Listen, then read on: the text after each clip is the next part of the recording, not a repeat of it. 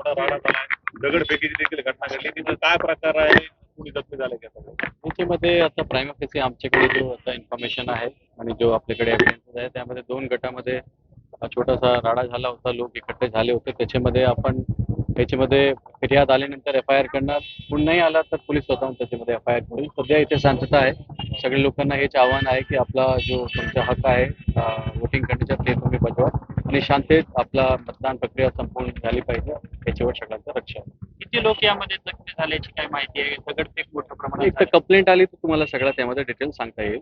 पण आपला जो सीसीटीव्ही फुटेज वगैरे आहे, जो व्हिडिओज आहे त्याच्यावर अनालिसिस करून जो लिगल कारवाई आहे ते पोलीस करणार. शांततेसाठी काय आव्हान असणार साहेब? शांततेसाठी हेच आहे, सगळ्या लोकांना शांततेत आपला वोट करा. कुठलाही इश्यू आला तर पोलिसांना कॉन्टॅक्ट करा. इलेक्शन कमिशनच्या लोकांना कॉन्टॅक्ट करा. गेवराईमध्ये आता काही विशेष पोलीस बंदोबस्त तैनात केलाय, वाढवला लागेल. तिथे आपले एसडीपीओ आहे, ऍडिशनल एसपी साहेबांची इथे व्हिजिट झाली होती. मी पण इथे आलेलो आहे. ते आम्ही एक्स्ट्रा एक आरसीपी दिली. असे गोंधळ घालणाऱ्यांना काय पोलीस प्रशासनाचा इशारा? सिंगल वर्ड आहे, जे कोणी ते करत आहे आम्ही कोणालाही त्यामध्ये बक्षणार नाही. सगळ्यांवर त्यांच्यावर कारवाई होईल आणि त्याच्यानंतर तडीपार आणि एमपीडीची सुद्धा कारवाई.